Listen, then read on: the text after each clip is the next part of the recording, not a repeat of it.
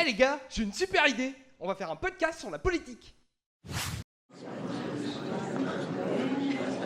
Sinon, il y aura aussi de la philo, des sciences humaines, de l'histoire. Mais on va essayer d'en parler de manière différente. C'est intéressant, même marrant. Mais ton truc, il va être objectif au moins ? Bah non, pourquoi ?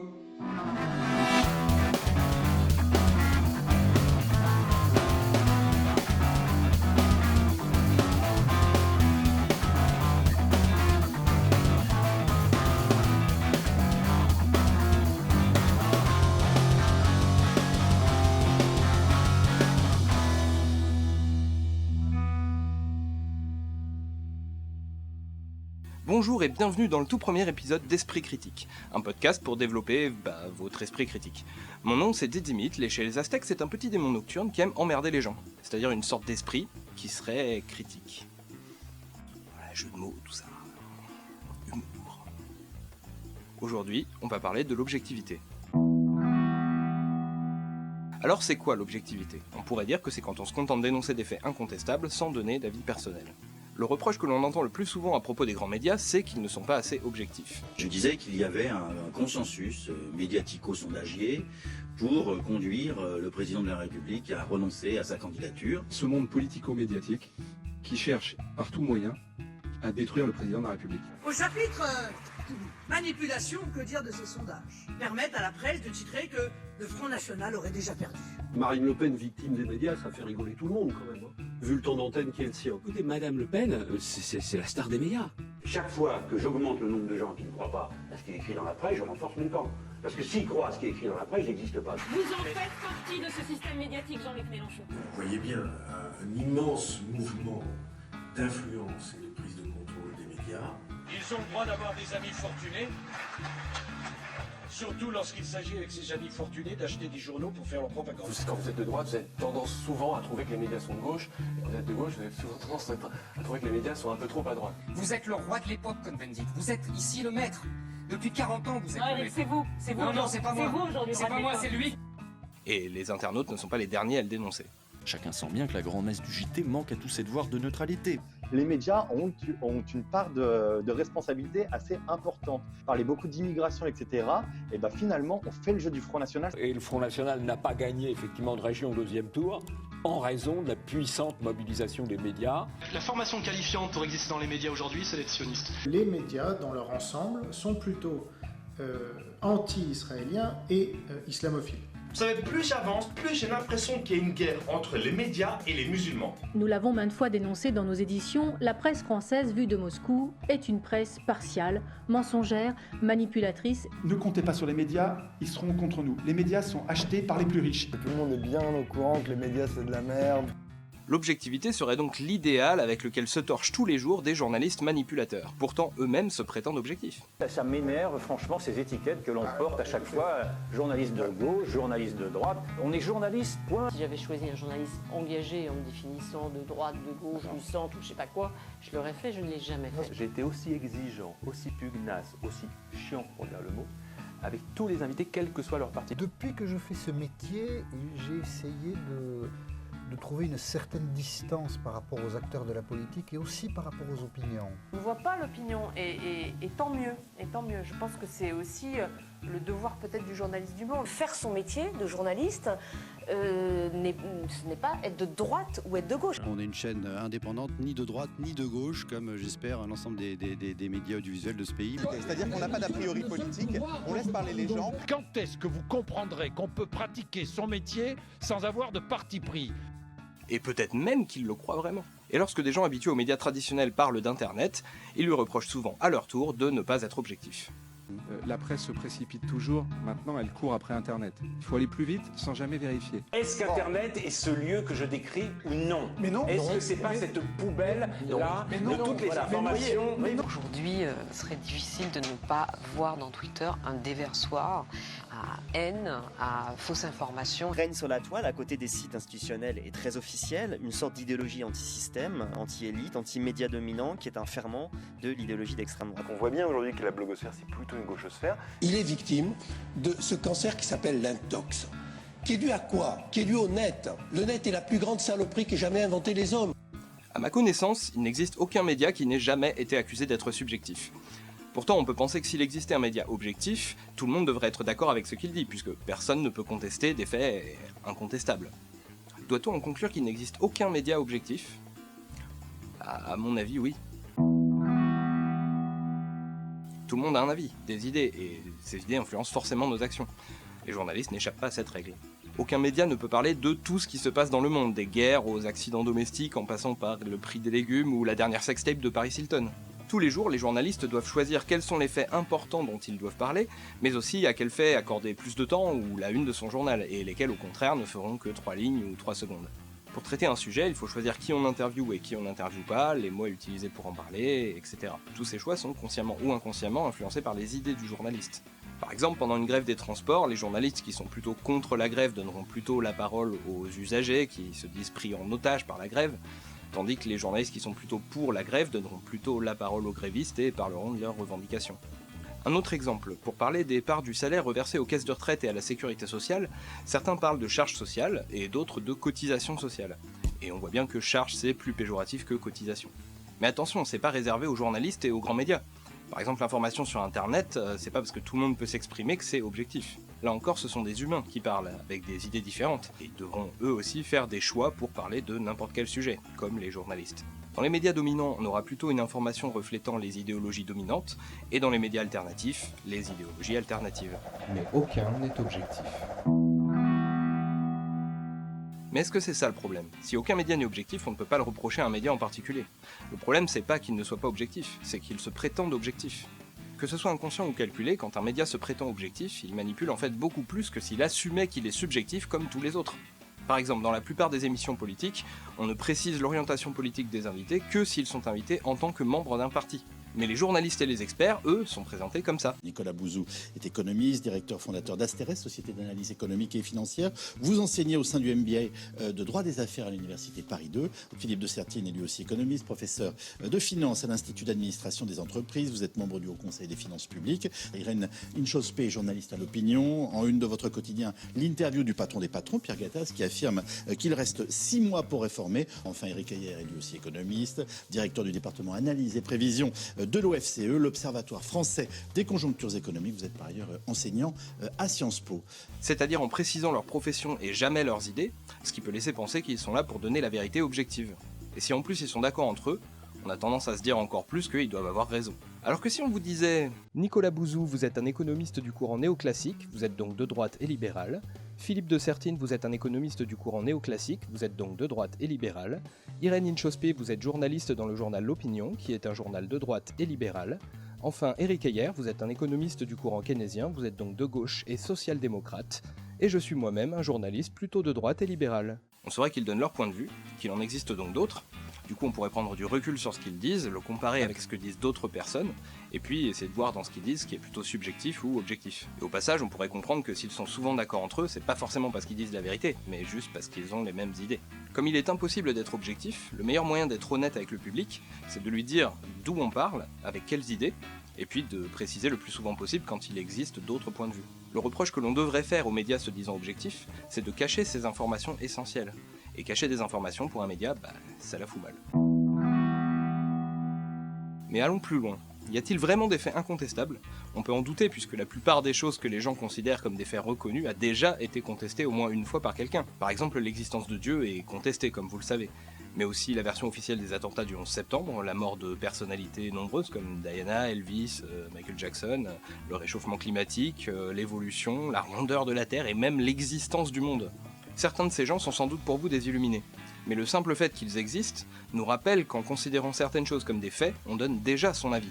l'avis selon lequel on peut faire confiance à certaines sources de connaissances, celles qui, évidemment, nous ont appris ces choses-là. Que ce soit des profs, des journalistes, des scientifiques, des prophètes ou d'autres personnes influentes, des amis, de la famille, notre propre réflexion ou même nos yeux et nos oreilles. Et si on y réfléchit bien, aucune de ces sources d'information n'est sûre à 100%, puisqu'elles passent toutes par le filtre humain, et que les humains peuvent se tromper. De combien de lettres se compose l'alphabet? Vous avez juste à les compter. 15, 14, 13, 12. Vas-y, Tarek. 10. Mentir. Je n'ai jamais eu de compte en suis Jean-Jacques Bourdin. Et la réponse, aucun moment. Et la réponse. À aucun moment. À aucun moment. Faire de la propagande. Saddam Hussein possède déjà 2 des 3 composantes nécessaires pour fabriquer une bombe nucléaire. Il a des scientifiques nucléaires compétents et il a déjà les plans de cette bombe. Ou avoir des hallucinations.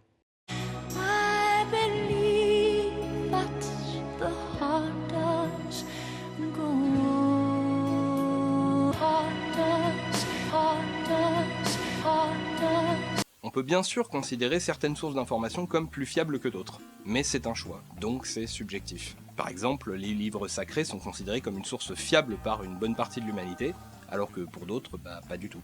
Le seul moyen d'être le plus honnête possible en donnant des informations, c'est de dire d'où l'on tient ces informations, c'est-à-dire citer ses sources. C'est une règle fondamentale du journalisme, c'est pas forcément respecté dans les médias, mais ça l'est encore moins sur internet. Citer ses sources, c'est ce qui permet aux gens de vérifier par eux-mêmes la fiabilité de nos sources, et donc la fiabilité de ce qu'on dit. Les journalistes doivent aussi en théorie recouper leurs sources, c'est-à-dire confirmer leurs sources par d'autres sources. Normalement, quand on n'a qu'une seule source, on parle au conditionnel, et c'est seulement quand il a plusieurs sources recoupées que le journaliste peut se permettre de faire une affirmation. Heureusement, on peut quand même distinguer des catégories de sources plus ou moins fiables en respectant certains critères avec lesquels la plupart des gens devraient être d'accord. Pour les classer, nous allons utiliser cette jauge. En bas, nous avons les sources les plus fiables, et en haut, les sources les moins fiables. Dans l'humanité, la catégorie de gens qui prend le plus de précautions avant d'affirmer quelque chose, ce sont les scientifiques. La communauté scientifique fonctionne avec de nombreuses règles très précises pour vérifier au maximum leurs théories et les remettre en cause régulièrement. Par exemple, le fait de recouper ces sources est organisé au sein même de la communauté scientifique, puisque avant de considérer un résultat d'expérience comme fiable, il faut qu'il ait été retrouvé à l'identique par différents labos indépendants les uns des autres un peu partout dans le monde. Une source scientifique est donc déjà en général une source recoupée, ce qui en fait quelque chose de plus fiable qu'une source individuelle. On reparlera de la science dans un prochain épisode. Mais en attendant, je vais considérer que la plupart d'entre vous seront d'accord pour dire que les scientifiques sont plutôt une source fiable, en tout cas dans les sciences dures ou exactes, comme les maths, la physique, la chimie, la biologie. Les connaissances obtenues par ces sciences sont considérées comme plutôt fiables et objectives par la plupart de l'humanité. Et pour cause, puisque tout le monde voit tous les jours des preuves que ces connaissances fonctionnent. Chaque objet qui tombe peut être considéré comme une expérience scientifique, et une preuve que la gravité existe bel et bien. On a tout à fait le droit de nier l'existence de la gravité, puisque aucune connaissance n'est fiable à 100%. D'ailleurs, j'encourage ceux qui nient l'existence de la gravité à prouver qu'ils ont raison en tentant de faire ça. J'emmerde la gravité! Yeah! Ouais, c'est génial, je vole, j'avais raison! Ah bah non, en fait je tombe. Bon, j'ai rien dit, désolé. Si vous mourrez, vous serez sans doute un peu déçus. Mais les témoins pourront dire qu'ils ont eu une preuve supplémentaire de la fiabilité de la science. En fait, quasiment toutes les connaissances scientifiques sont confirmées tous les jours par l'expérience de tout le monde. La plupart des objets que vous utilisez et des activités que vous avez ne peuvent exister que grâce à ces connaissances. Si nos connaissances sur la biologie humaine étaient complètement fausses, la médecine ne pourrait rien guérir. Si nos connaissances en mécanique quantique, c'est-à-dire la théorie qu'on a sur l'infiniment petit, étaient complètement fausses, on n'aurait pas de laser, on n'aurait pas de micro-ondes et puis même pas d'électronique en général. Si la relativité générale, c'est-à-dire la théorie qu'on a actuellement sur l'infiniment grand, était fausse, toutes nos fusées se crasheraient, se perdraient dans l'espace, les GPS ne marcheraient pas, etc. Donc les sciences dures sont les sources les plus fiables qu'on puisse trouver. Du coup, quand je parle de choses qui viennent des sciences dures, la jauge est tout en bas. Par exemple, vous êtes des mammifères. Ensuite viennent les sciences humaines, comme la sociologie, la psychologie, l'ethnologie, l'économie, l'histoire, etc.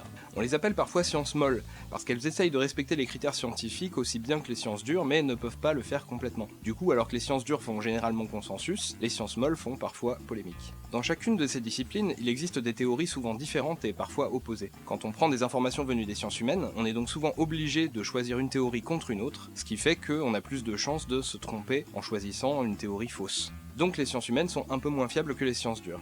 Par exemple, d'après la fréquentation moyenne des chaînes YouTube, vous êtes probablement jeune. L'étape suivante, c'est la philosophie et la politique. Certains philosophes et théoriciens politiques prétendent eux aussi utiliser la méthode scientifique pour leurs théories, mais la plupart d'entre elles sont en fait extrêmement difficiles à tester.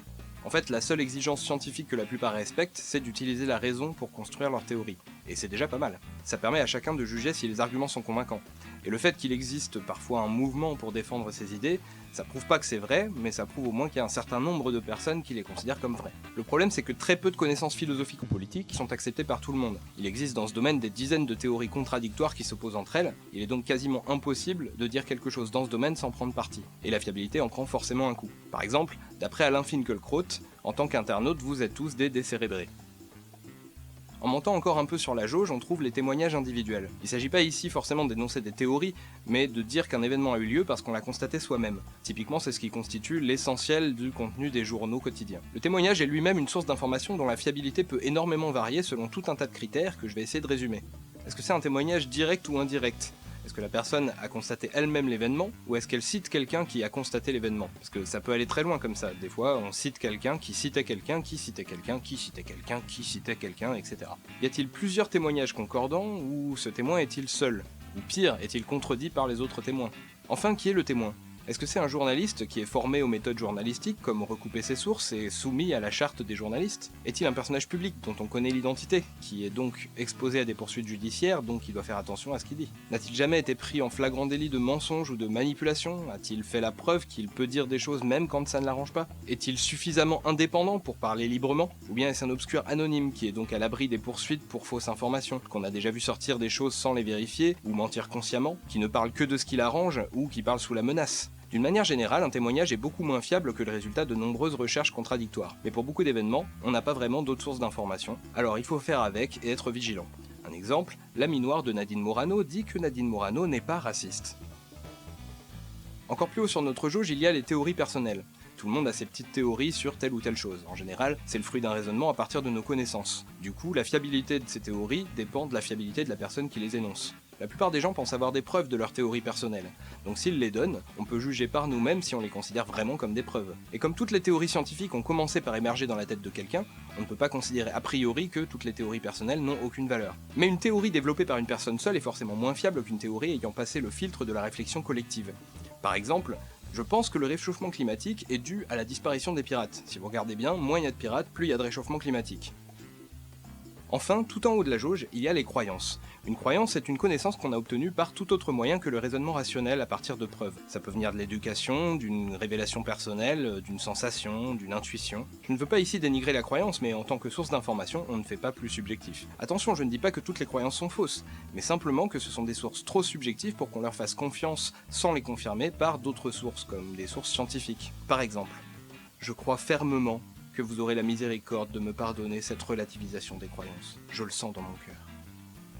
On a donc classé les sources d'information de la plus fiable en bas à la moins fiable en haut. Attention, aucune de ces sources n'est objective, mais on peut dire que suivant leur place sur la jauge, elles sont plus ou moins subjectives. D'ailleurs, nous allons appeler cette jauge le subjectomètre, et dorénavant, dans tous les épisodes d'Esprit Critique, elle sera là en permanence pour vous indiquer le niveau de subjectivité de ce que je suis en train de raconter, c'est-à-dire le niveau de fiabilité de mes sources. Lorsque la jauge est en bas, je me base sur des théories scientifiques très peu contestées. Plus elle monte, plus ça veut dire que je me base sur des théories et des témoignages moins fiable. Bien sûr, comme Esprit Critique parlera surtout de politique, de philo, d'histoire, de sciences humaines, on restera souvent dans le mitigé. Enfin, quand la jauge sera tout en haut, ça voudra dire que je suis en train de vous parler de mes théories personnelles que j'ai fait avec mes petits neurones. Et autant vous dire de prendre ça avec des pincettes, surtout si j'ai l'air d'avoir bu. Quant à mes croyances, je vais essayer de les garder pour moi, mais on sait jamais. Bien sûr, comme c'est moi qui décide où placer le curseur, le subjectomètre est lui-même un instrument subjectif. Alors le prenez pas au pied de la lettre, et puis si vous avez un doute, vous pouvez toujours cliquer sur les nombreux liens que je vais essayer d'ajouter dans les vidéos pour indiquer mes sources. Je vous demande donc de douter de tout, d'avoir un esprit critique, même envers moi, même quand je n'utilise pas le conditionnel, même quand je ne dis pas à chaque fois « à mon avis », même quand le subjectomètre est au minimum. Ça ne veut pas dire que c'est vrai à 100% parce que rien n'est jamais vrai à 100%. Ça voudra simplement dire que je trouve ça très probable en l'état actuel de mes connaissances et jusqu'à preuve du contraire. J'aimerais bien répéter toute cette phrase à chaque fois que j'affirmerai quelque chose, mais vous comprendrez que pour des raisons pratiques, c'est pas tellement faisable. Pour résumer, dans Esprit Critique, il n'y aura aucune vérité objective, car je n'ai pas vraiment la vocation de gourou. Je vous donnerai mon avis subjectif, en vous disant d'où je parle, en vous citant mes sources, en essayant de présenter le plus honnêtement possible les autres façons de penser, et puis, qui sait, peut-être qu'un jour vous finirez par me considérer comme une source fiable. Voilà, c'était le premier épisode d'Esprit Critique, j'espère qu'il vous a plu. Si c'est le cas, n'hésitez pas à le partager, à vous abonner à ma chaîne YouTube. J'ai aussi un compte Facebook et un compte Twitter. Je vous encourage à utiliser tous ces réseaux pour commenter, débattre, donner votre avis. Je vais essayer de répondre le plus possible. Par contre, les débats sur Twitter, je vais éviter parce que je sais pas résumer un argument en 140 caractères. Je vous dis à dans 2 semaines pour le prochain épisode d'Esprit Critique. Mais en fait, tu devais pas dire d'où tu parles. Ah ouais, je suis de gauche. Ok, c'est un peu court ça, de gauche. Et puis, ça veut dire quoi, la gauche, la droite?